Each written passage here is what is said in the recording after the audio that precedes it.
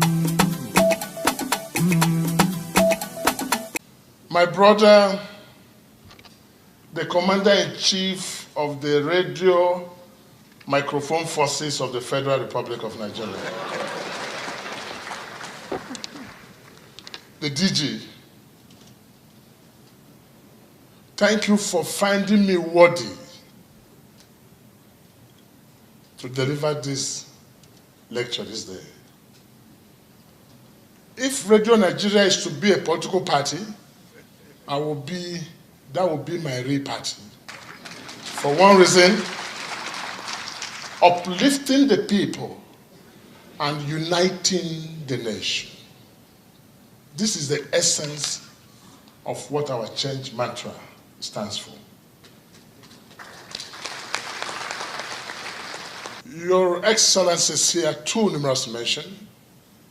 This is why I find it easier to say, my people, my people.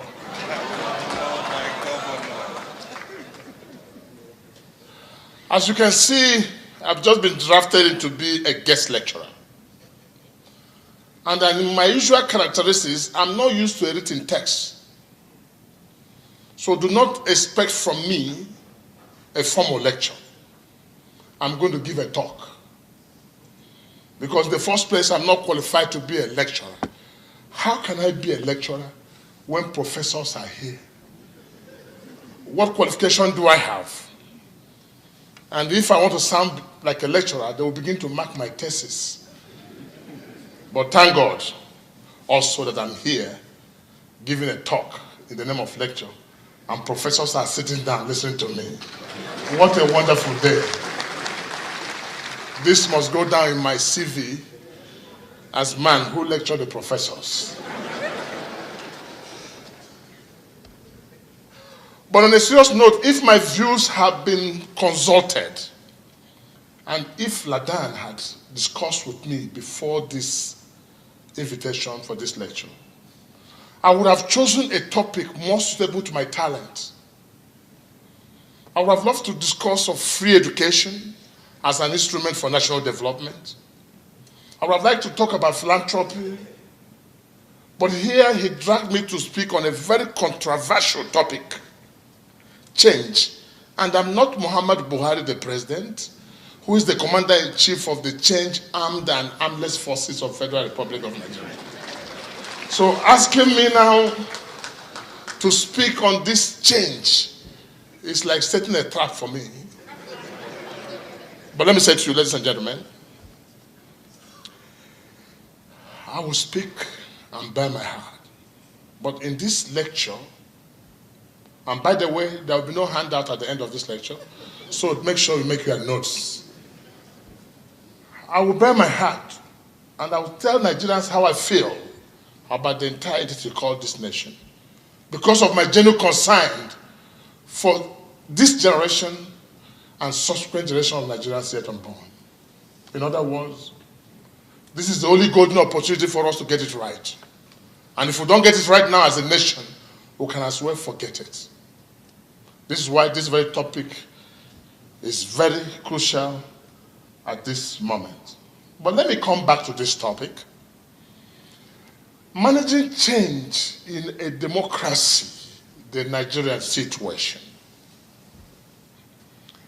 Rather than sounding like a lecturer, let me take a more practical approach by first of all try to understand what does Salisu Ladan and his people want me to talk about. Managing change in a democracy, the Nigerian example.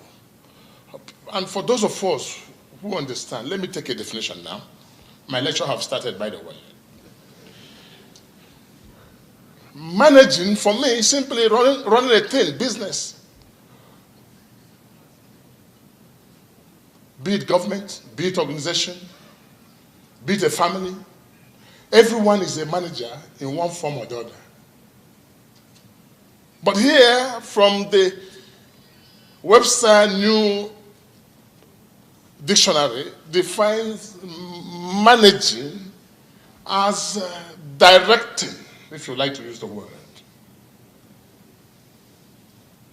with a certain level of skill towards ensuring the compliance in an organization. But that definition is not relevant for what I want to talk about. Because for me, managers are those who maintain the status quo and who go by the rules and regulations of an organization.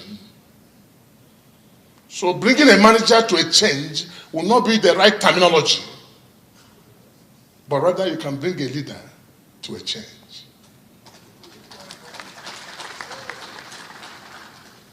But the pivot upon which this lecture will rotate is the word change. What is change?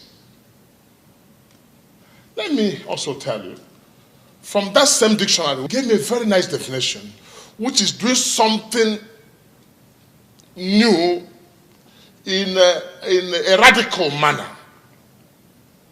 And that quickly hit my heart to say, that's the picture Nigerians have of President Buhari before they elected him. The Buhari of change, the Buhari of queuing online, the Buhari of zero tolerance to corruption. That's what brought him in. To some people, my question will be, does change means doing something differently in a democratic structure? Does change means changing from one form of government to another form of government? Does change connote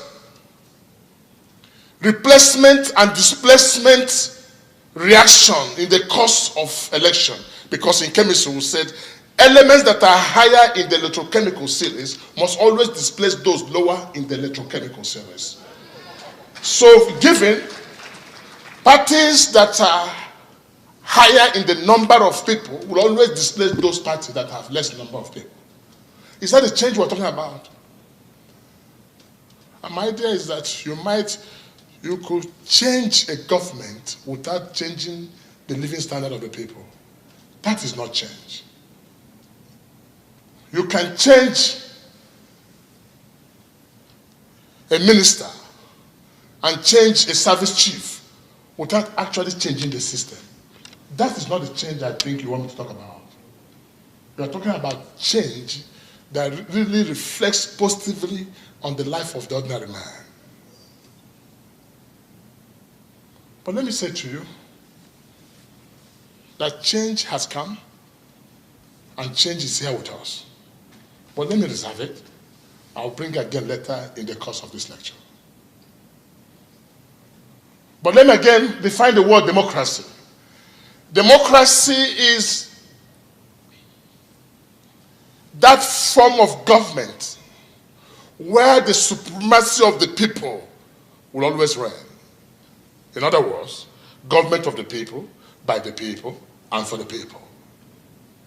But democracy came like a wild wind from America, traversing all over the world. Some places creating havoc, and some places creating development. And nations that understand the essence of democracy have developed with it. And nations that do not understand have become down in the course of democracy. That again is a serious matter for debate. How have we fared in democracy in Nigeria? What has democracy produced for us? Let me say to you, shockingly enough and surprisingly, democracy in Nigeria has produced for us only political leaders without state leaders. Democracy has produced for us politicians who think about the next election constantly and not state leaders who will think about the next generation. So the challenge we have today is that in the course of democracy in Nigeria, once you get elected into office, your next action plan is how to win the next election, and not necessarily how to put food on the table of the common man. This is the type of change we need to address. Because people say you could change. Thank God people are not changing their wives and not changing their husbands. Because change in a democracy is quite a different story. let me say something here before I go on. Do you know if you take a bottle of Coke and pour out the Coke inside the bottle of Fanta, and you drink that bottle of Fanta, you're not drinking Fanta, you're drinking Coke. So changing the container does not amount to change, but changing the content. I also buttress this point in relation to democracy. So back again, we are looking for leaders in a democracy and not managers in a democracy. And thank God that President Muhammad Buhari, today, the Commander-in-Chief of the Armed Forces, has the characteristics, the attribute, the personality that signifies change. And I want to tell all Nigerians that we are now in the right place. So democracy for me, and for those of us who agree with us, is that democracy in Nigeria has not been well practiced. Maybe this is the first time the masses of Nigeria desiring change could come out in a mass to vote a leader of their choice. Before, police, former IG, with due respect, INEC, army, determine who occupies a political position in Nigeria, and those who control the means of production, cash. That is not democracy. That is democracy.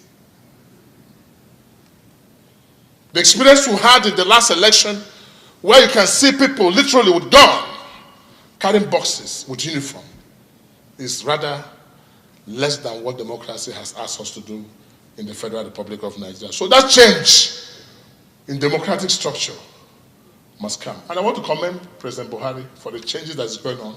And I'm told that the committee has been set up to review the elections that just took place and the role of the military and police and INEC in that matter. That might be the way to start. So if there's action taken now, and this action taken as a deterrent, next time when you call an army man or police or INEC to do the wrong thing, he will tell you Buhari is by the side. Because the fear of Buhari is the beginning of political wisdom.